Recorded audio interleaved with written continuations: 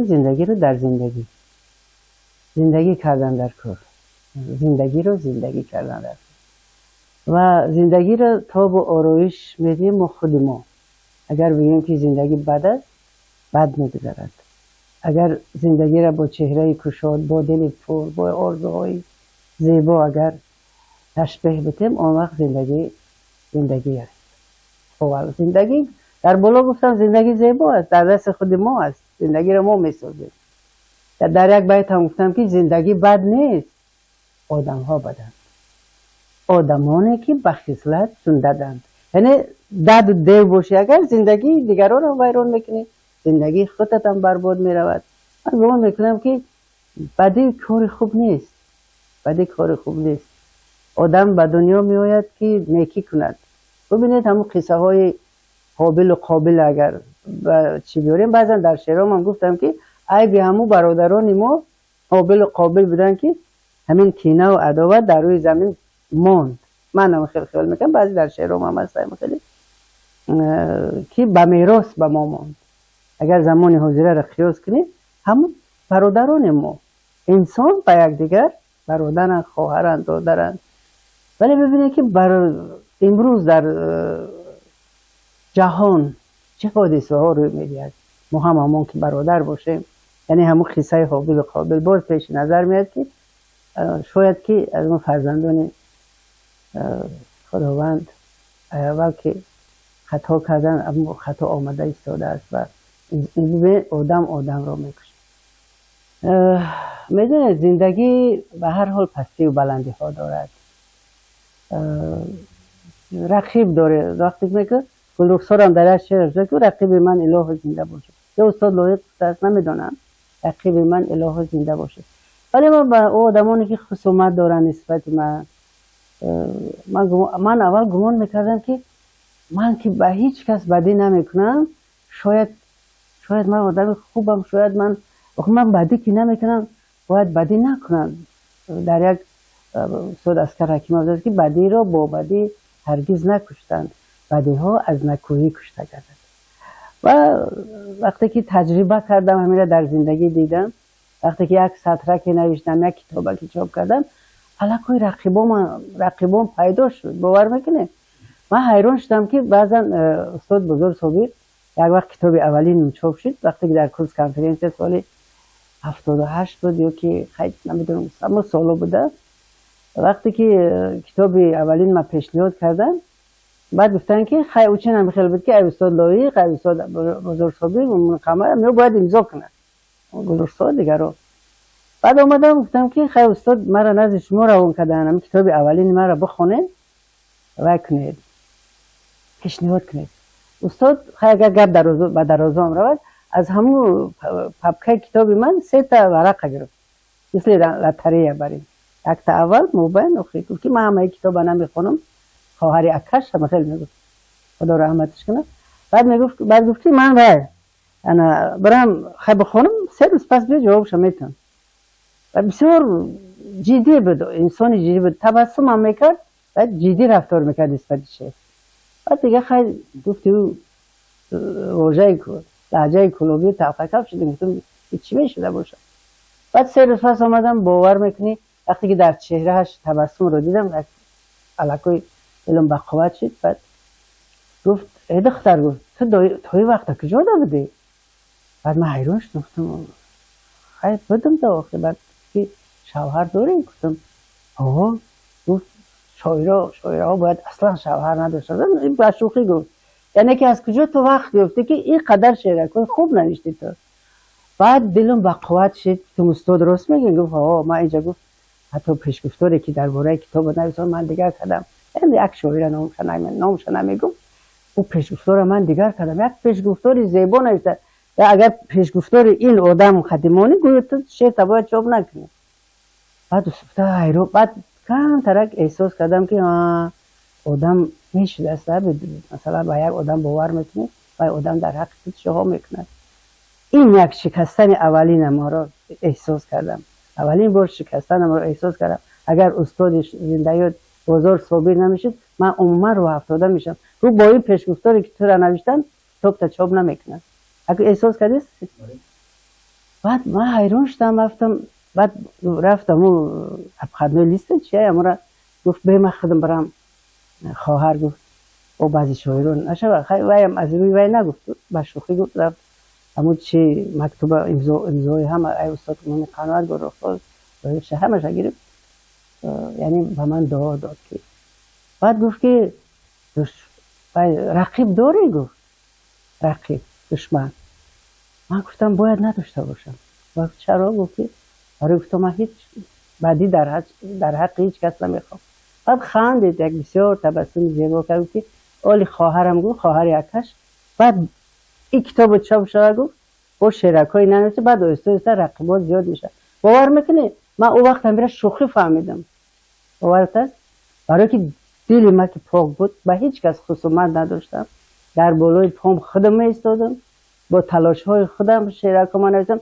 یکی از استادا یاد میکنم مثلا استاد ایوبی رو من فراموش نمیکنم که همون آدم ره بلد شد بعضی آدما نمیشود شعر رو گفت او میشود تلاش کن گفت توش خون شاعر نداری تا اصل بابا کلانت شاعره گفت بابای ولی من شاعر بوده بعد هم خدا رحمت کنه استاد ایوبی را بعد چی میگن امیدی مرا زیادتر کرد گفت که هرگز با ترک نکنی یگان کس گفت شعرت نمیشه پرتای و همین خیلی هم شد یک شاعر کمتر تنقید کرد و عموما نمیشه گفت دفتر ما در بالام پرتو خدا رحمتشون کنه یا گذشته رفتن بعد اونجا ما فهمیدم که جهان شاعری و این بخیلی بوده است این رقیب بوده است من که این خیلی نیت ندارم حاضرم هم خیلی یک چی بگو با بالا من برم بگردن از خاموش میشم که خاموشی در خودش یک اسیانهای بزرگی دارد گفتیم در بالا که بحرم پیش از آنه که تلاطم کند و طور خاموش است شاید من به همون بحر مانند باشم ولی من ویرانکار نیستم من یگان خاندان در یگان رقیبم ده حتی دشمنی اشدیم ده بدی کردن نمیخوام برای میگه بدی را با بدی هرگز نکشتن گفتم چرا میگه بدی ها از نکوی کشته گردد و گمان میکنم که مثل دلی من باشد همه جهان شاید خوب میشود ولی با چنانه که در بالا گفتم بدی و نیکی اینا برادرند و یک دیگر از یک بطن پیدا شدن ولی همین را ما باید در وجود ما بکشیم خود یک زمانی شده است که بعد طرف یک دیگر باید با بدی نگاه نکنیم این تاجیکستانی عزیزی ما همون برادر خواهریم ما باید که در اطراف عقیده های سازنده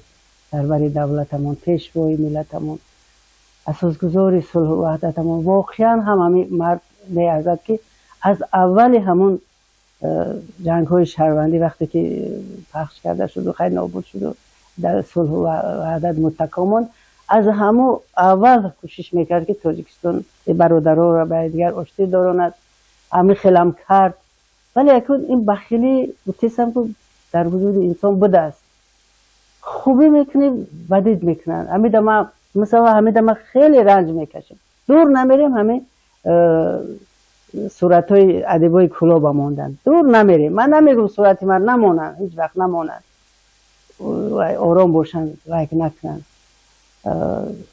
خداوند خودش صورت من و سیرت من را میبیند اون کس در بالا بودگی میداند که بعد از کی نیکست بعد بعضی ها پرسیدن که چرا این شاعره نیست اینا حتی سیاف میزراب دادر عزیزم سردبیری روزنامه سرم پرسید از من برادر اینا ما باید از شما پرسم او ای ما پرسید برادر اینا ما از شما پرسم که نمیپرسن که چرا بعد خیلی کسی پرسیده باشد رئیس شهر ما بختیار نظرزاده خیلی انسان خوب هستن خیلی شاید جوانه از گپی اگه کس میکلوه که دادری من خیلی انسان نیست میدانم بعد همونجا گفته باشد که خیلی با هم گفتیستم که همون خصومت داره کسی گفته است که ای همین پدرش هست بسته انا که عزیزم گوش کنید همین گپ در نظر شما توغره می آید و همین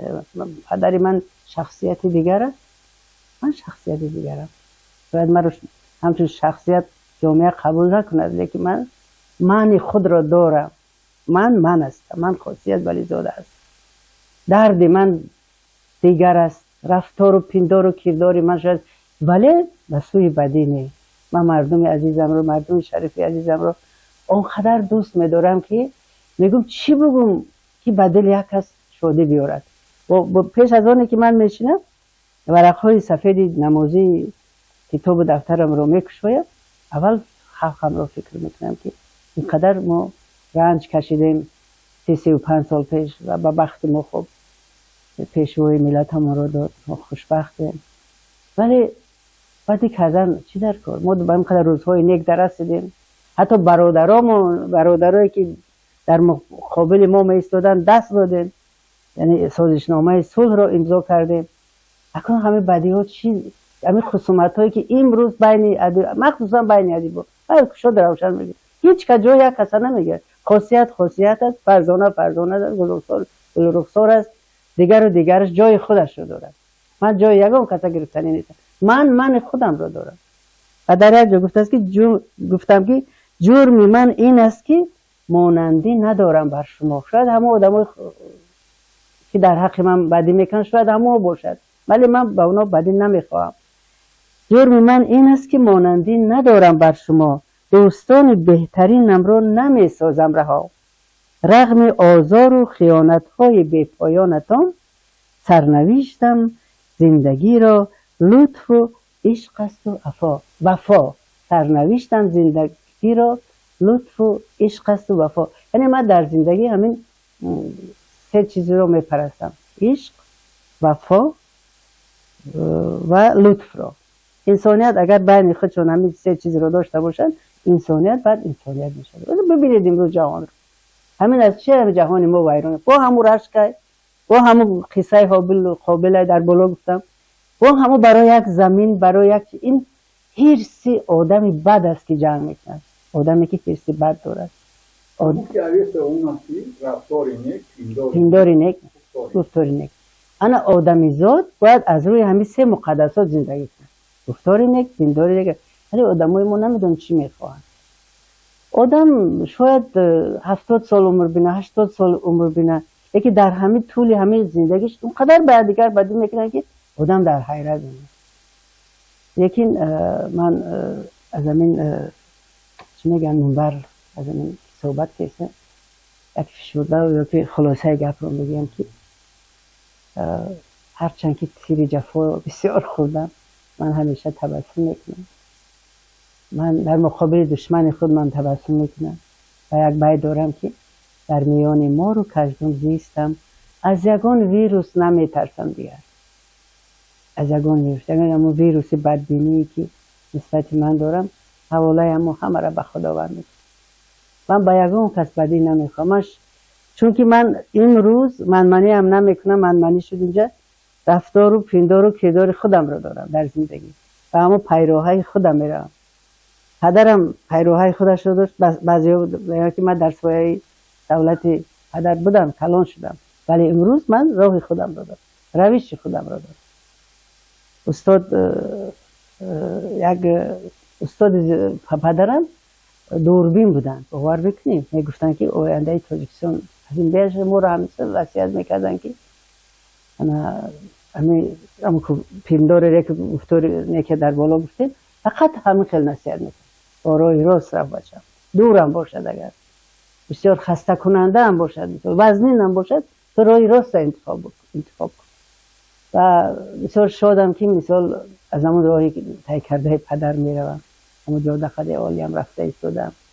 بعضی ها در پیش رو هم سنگ میمونند و پیش پایی میتیند و میخوان از من چی میخوان. من هم 30 سالم به یک جا رسیده است، ولی میگه توفه شاعر چی باشد؟ شعری نو. از شاعر فقط شعر میموند. پدرم در وصیت نامه‌شان گفته بودن که به جای میروم یاران، نمی آیم دیگر آخر، ولی یادم کنه در معرکه گویا که من حاضر. من هم از نسل امروزه میخواهم که همون در بالا گفتیم پینداری نیک، کرداری نیک، رفتاری نیک داشته باشند. این دنیا و اثر هممان میماند، فقط نیکی بماند جاویدان. به گفته حضرت لایق فردوسی هم همین گفته بودن، نیکی فقط همین دنیا آباد ای نیکی میشود. بدی کنی به خودت میآید، برگشته همو بدی به خودت میاد. برای همین خوب نمیشود که در این دنیای دو روزه ما خوب زندگی کنیم، احترام یکدیگر را بدانیم. بعد چنانکه در بالا گفتم به گفته های سرورمون از صمیم قلب، یعنی به نصیحت های سرور گوش کنیم. سرور ما امروز هم پدرمون هست، هم مادرمون هست، هم یک انسانی هست که ما رو همیشه به راه خوب هدایت میکنه. و این کامیابی ها و این موفقیت هایی که امروز ما به چشم سر میبینیم، این دل شاعر رو پیش از همه خرسند میکنه. پیش از همه این شادی و خرسندی ها از دل شاعر میگذرن و شاعر اصلا ترنم میکند، آماده ستایش است. شاعر هیچ وقت بد نمیکند. من بعد حیران میشم که چرا به دیگر بد میکند، ولی شاعر همیشه آماده ستایش است. شاعر تعریف کردن دوست میدارد، مبلغ است برای که مبلغ است در بین خلقش.